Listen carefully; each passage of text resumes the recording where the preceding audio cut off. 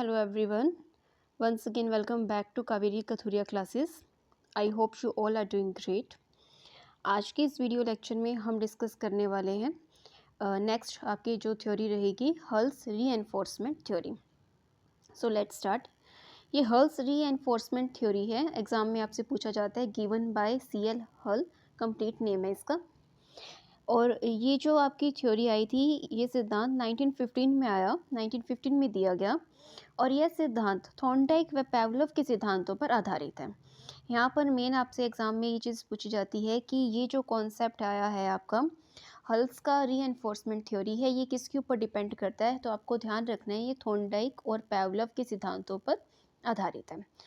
CL हल का मानना था कि जिस प्रकार थॉर्नडाइक द्वारा बिल्ली को स्टिमुलस दिखाया गया और उसने अपनी आवश्यकता भोजन की पूर्ति के लिए अनुक्रिया की, ठीक है, कि उसको स्टिमुलस दिखाया गया और फिर उसने उसको देखकर रिस्पॉन्स दिया. अब यहाँ पर जो मेन पॉइंट आपको ये ध्यान रखना है, आपसे एग्जाम में क्या पूछा जाता है, जब भी आपको ये कीवर्ड्स दिखाई दे कि अपनी आवश्यकता के लिए, अपनी आवश्यकता की पूर्ति के लिए जो अनुक्रिया दी, ये बात किसने कही है? ये बात हल ने कही है.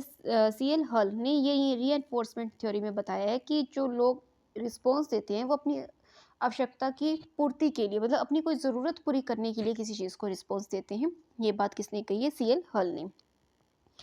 CL हल के अनुसार जैसे आवश्यकताओं की पूर्ति हो जाएगी तो बिल्ली अनुक्रिया करना बंद कर देगी. CL हल ने ये कहा कि जब भी कैट को जैसे ही कोई भी पीस दिखाया गया, जैसे वहाँ पे थॉर्नडाइक की थ्योरी में कैट को एक फ़िश का पीस दिखाया गया था, तो उसको देखकर उसने उछल कूद करना शुरू किया. अब जैसे ही वो उसे खा लेगी, उसकी अनुक्रिया क्या होगी, फिर एक्टिविटीज़ उसकी बंद हो जाएंगी. तो इसको आवश्यकता का जब बात की गई है तो ये CL हल ने की है. यहाँ पर आपको इस थ्योरी में डिफरेंट डिफरेंट नेम मिलेंगे. इसे अलग अलग नामों से जाना जाता है. हिंदी में इसे गणितीय निगमन सिद्धांत, सहचर्या का सिद्धांत, परिकल्पित निगमन का सिद्धांत, आवश्यकता अवकलन सिद्धांत, क्रमबद्ध व्यवहार का सिद्धांत, जैविकीय अनुकलन का सिद्धांत, प्रणोद न्यूनता का सिद्धांत, उद्देश्य प्रवीणता का सिद्धांत, चालक न्यूनता का सिद्धांत. ये अलग अलग इसके नेम हैं. विधिवत व्यवहार का सिद्धांत, यथार्थ व्यवहार का सिद्धांत, ये डिफरेंट डिफरेंट इसके नेम हैं. और एग्जाम में आपको कोई भी नेम अगर दिया जाए तो आपको ये समझ जाना है कि ये CL हल के डिफरेंट डिफरेंट थ्योरी के, CL हल्स रीएनफोर्समेंट थ्योरी के अलग अलग नाम हैं. हल द्वारा प्रबलन को दो प्रकार से बताया गया है. एक इन्होंने बताया प्राइमरी रीएनफोर्समेंट और एक सेकेंडरी.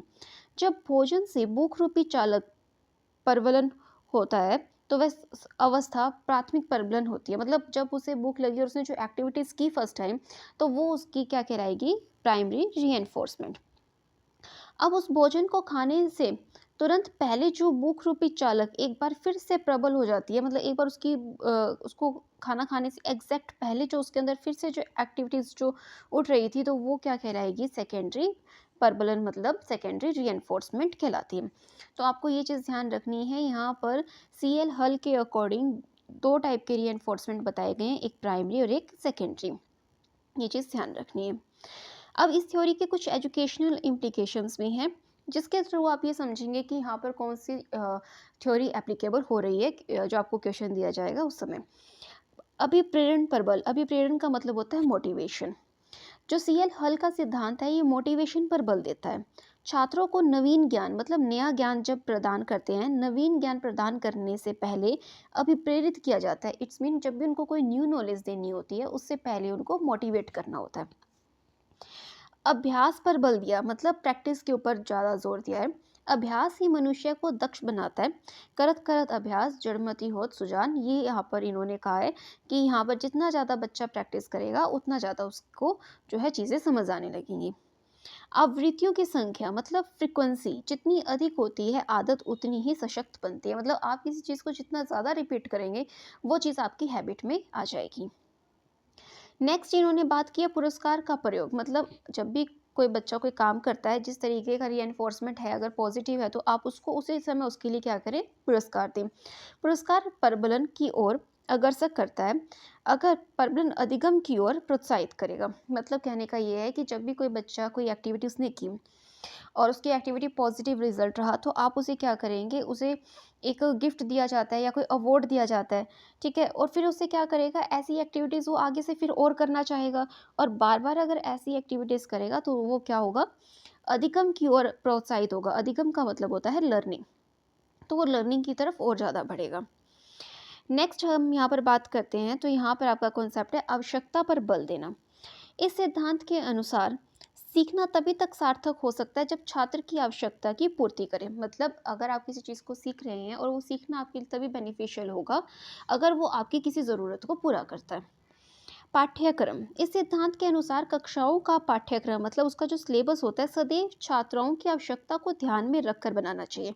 मतलब किसी भी चीज़ को जब हम सिखा रहे हैं, जैसे क्लास में बच्चों को कोई चीज़ पढ़ाई जाती है, तो आपने ये चीज़ देखा होगा कि हर क्लास का एक सिलेबस होता है। वो सिलेबस क्यों बनाया जाता है, ताकि बच्चों की कोई ज़रूरत वहाँ से पूरी हो।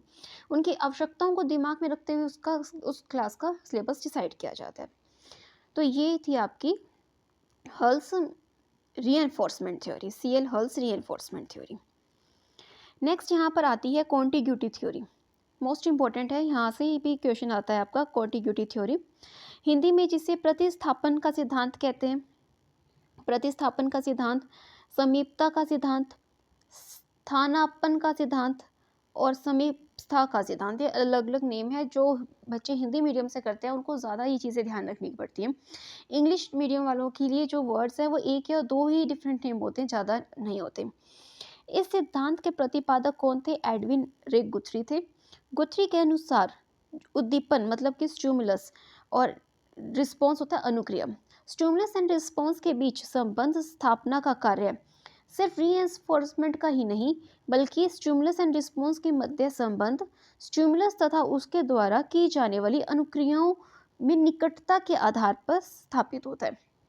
कहने का मतलब क्या है, यहाँ पर गुथ्री ने क्या कहना चाहे कि जो स्टिमुलस है और एक रिस्पॉन्स, दो चीज़ें होती हैं, ठीक है। एक स्टिमुलस होता है, एक रिस्पॉन्स होता है। दोनों के बीच में जो रिलेशन है वो रिलेशन सिर्फ रीएनफोर्समेंट की वजह से नहीं है। इनका ये कहना है कि स्टिमुलस और रिस्पॉन्स के बीच में जो रिलेशन है वो इन दोनों के अंदर कितनी निकटता है, ठीक है। ऐसा नहीं कि सिर्फ स्टिमुलस और रिस्पॉन्स पे इन दोनों का जो रिलेशन है सिर्फ रीएनफोर्समेंट की वजह से है, ऐसा नहीं है। इन दोनों के बीच में क्लोजनेस कितनी है, निकटता कितनी है, इस बात के ऊपर भी क्या करता है, डिपेंड करता है। तो मतलब गुथरी ने जो है स्टिमुलस और रिस्पॉन्स की निकटता पर बात की है। इस सिद्धांत पर खरगोश पर प्रयोग किया गया। इस सिद्धांत में क्या किया, खरगोश पर प्रयोग किया गया, जिसमें दिए हुए स्टिमुलस एक निश्चित रिस्पॉन्स करने की प्रवृत्ति रखता है। मतलब स्टिमुलस एंड रिस्पॉन्स पे यहाँ इन्होंने कहा कि एक स्टिमुलस है और एक रिस्पॉन्स है, और एक रिस्पॉन्स जो है उसके ऊपर क्या रिएक्ट करता है वो इन्होंने देखा है एक खरगोश के ऊपर एक्सपेरिमेंट करते हुए। स्टिमुलस और रिस्पॉन्स यदि एक बार भी एक साथ घटित हो जाते हैं तो उनमें एक संबंध स्थापित हो जाता है, और भविष्य में जब भी वह स्टिमुलस प्रस्तुत होगा तभी वो रिस्पॉन्स होगा। ये कहना चाहते हैं कि एक स्टिमुलस या एक रिस्पॉन्स है, इन दोनों में ना एक रिलेशन बन जाता है, ठीक है, एक क्लोजनेस होती है, और जैसे ही फ्यूचर में फिर से वो स्टिमुलस बनेगा तो उसका वैसे ही रिस्पॉन्स आएगा। तो ये इन्होंने कहने की कोशिश की है। अब एग्जाम्पल की हेल्प से समझते हैं।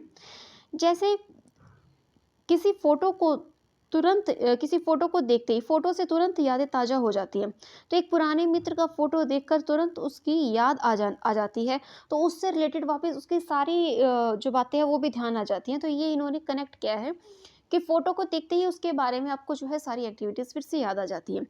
यह सिद्धांत उच्च स्तर के लिए अधिक उपयोगी है, मतलब हाई क्लासेस के लिए लेवल के लिए, हायर लेवल के लिए ज़्यादा यूज़फुल रहता है। नेक्स्ट है insight learning theory, most important है इनसाइट लर्निंग थ्योरी। आप जब अपना कोई भी प्रीवियस पेपर उठाकर देखेंगे तो इन थ्योरीज में से आपको 4 से 5 क्वेश्चंस आराम से देखने को मिलेंगे। तो इन थ्योरीज को समझना आपके लिए बहुत ज़रूरी है। इनसाइट लर्निंग थ्योरी, और ये किसने दी थी, कोहलर ने दी थी। अब यहाँ पर जो ये स्लाइड है इसके ऊपर जो भी इन्फॉर्मेशन आपको दिख रही है ये मोस्ट इंपॉर्टेंट है। एक एक वर्ड यहाँ पर जो मैंने लिखा है वो मोस्ट इंपॉर्टेंट है। अब समझिए यहाँ पर क्या है, अगर आपसे पूछे वर्दीमर ने क्या दिया था, तो 1911 में वर्दीमर ने गेस्टाल्ट संप्रदाय का जनक इनको माना जाता है। कब माना जाता है, 1911 में। वर्दीमर ने पर इसके प्रवर्तक है जिन्होंने नींव रखी थी, मतलब गेस्टाल्टवादी जिसको कहा जाता है, गेस्टाल्टवादी की नींव किसने रखी थी? वर्दीमर ने रखी थी, 1911 में रखी थी, और इसे ही गेस्टाल्ट संप्रदाय का जनक माना जाता है। सेकंड है कोहलर।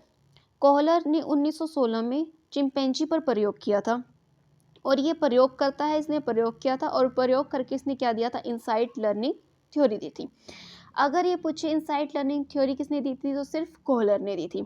अगर पूछे कि गेस्टाल्टवादी कितने लोग थे? 3 थे। कौन थे? वर्दीमर, कोहलर और कोफका, ये तीनों गेस्टाल्टवादी थे।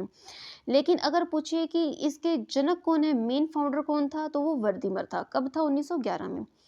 ये कोफका भी जो है इनके साथ था। 1920 में इसने बुक लिखी थी theory of gestalt. Theory of gestalt इसने बुक लिखी थी। उपरोक्त तीनों को गेस्टाल्टवादी कहा जाता है।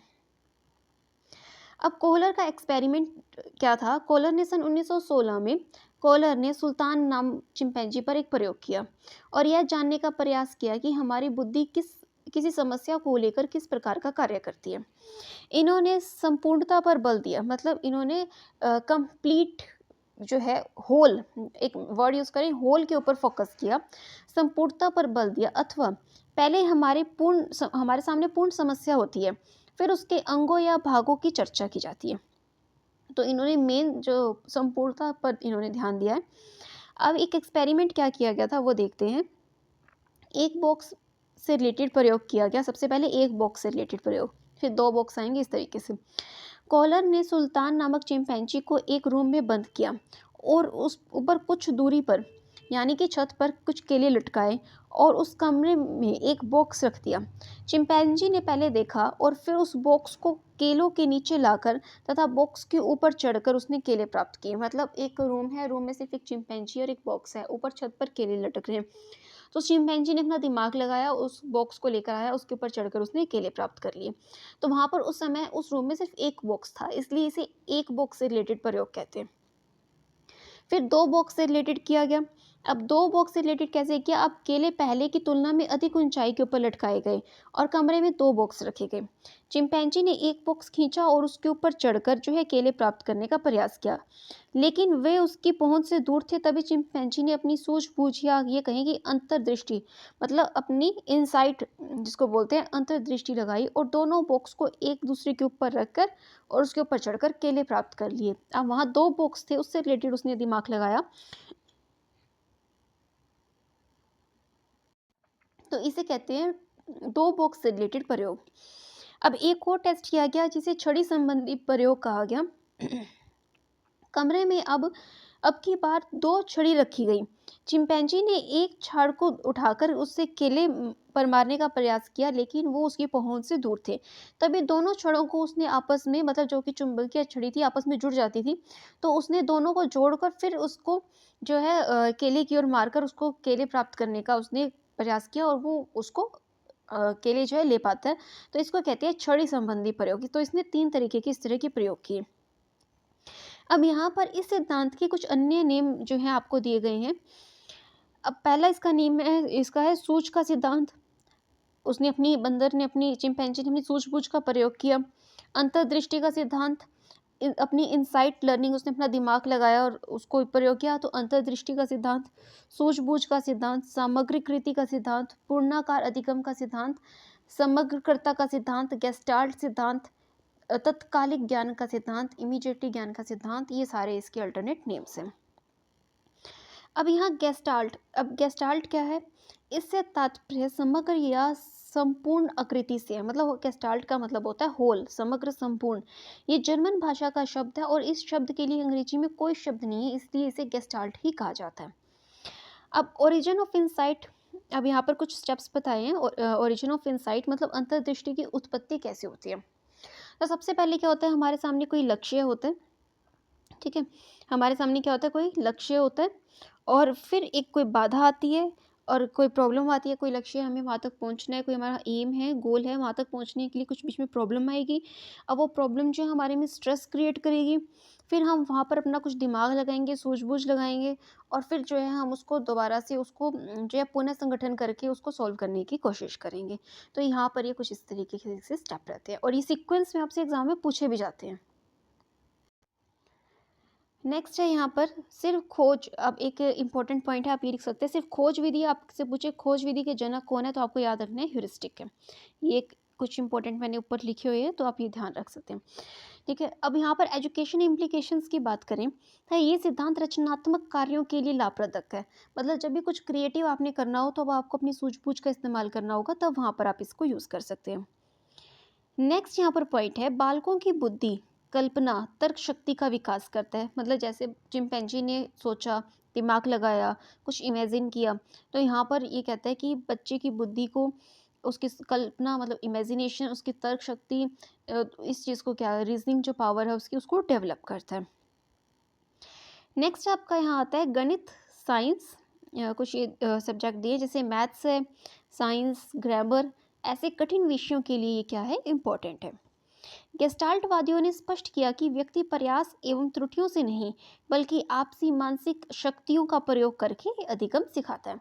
अब यहाँ पर मोस्ट इम्पॉर्टेंट ये पॉइंट है, ये बहुत ज़्यादा इम्पोर्टेंट है, आपसे एग्जाम में पूछा जाता है कि गेस्टाल्टवादी ने किस चीज़ के ऊपर जोर दिया है। कि गेस्टाल्टवादी कहते हैं कि इंसान अपनी मानसिक शक्तियों का प्रयोग करके सीखता है। इन्होंने इस बात को गलत ठहराया कि व्यक्ति प्रयास एवं त्रुटि से नहीं अपनी मानसिक शक्ति से सीखता है। अब यहाँ पर ये बात आपसे अगर पूछ ली जाए कि गेस्टाल्टवादी किसके अगेंस्ट बात कर रहे थे, तो यहाँ पर ध्यान रखना है थॉर्नडाइक के अगेंस्ट बात कर रहे थे, क्योंकि थॉर्नडाइक ने कहा ना कि हम ट्रायल एंड एरर से सीखते हैं और गेस्टाल्टवादी ने इसको गलत ठहरा दिया। तो ये मोस्ट इंपॉर्टेंट पॉइंट है। नेक्स्ट आता है क्रो एवं क्रो। यह सिद्धांत कला, संगीत, साहित्य की शिक्षा के लिए भी उपयोगी है। जैसे आपको सिंगिंग है, साहित्य की शिक्षा है, उसके लिए उपयोगी है। नवीन शिक्षा की आवश्यकता, अगर आपने कुछ नया सीखना है, उसका उपयोग करना है, सार्थकता पर बल देता है। यह सिद्धांत के माध्यम से पूर्ण से अंश की ओर, मतलब हमने देखा ना पूर्ण मतलब होल की बात की है, फिर उसके आगे आगे पार्ट्स की बात करते हैं, उसको स्मॉल स्मॉल पार्ट्स में उस प्रॉब्लम को हम बांट देते हैं। तो पूर्ण से अंश की ओर शिक्षण सूत्र जो है यहाँ से निकला है।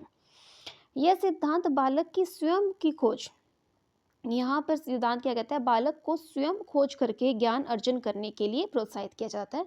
ये सिद्धांत ये चाहता है कि बालक जो है स्वयं से जो है प्रॉब्लम का सॉल्यूशन करे, जाने, खोज करे और अपना ज्ञान अर्जित करे, कुछ सीखे। इस सिद्धांत से खोज विधि का जन्म हुआ है। ये मोस्ट इंपॉर्टेंट पॉइंट है कि गेस्टाल्टवादी के सिद्धांत से खोज विधि का जनक हुआ है।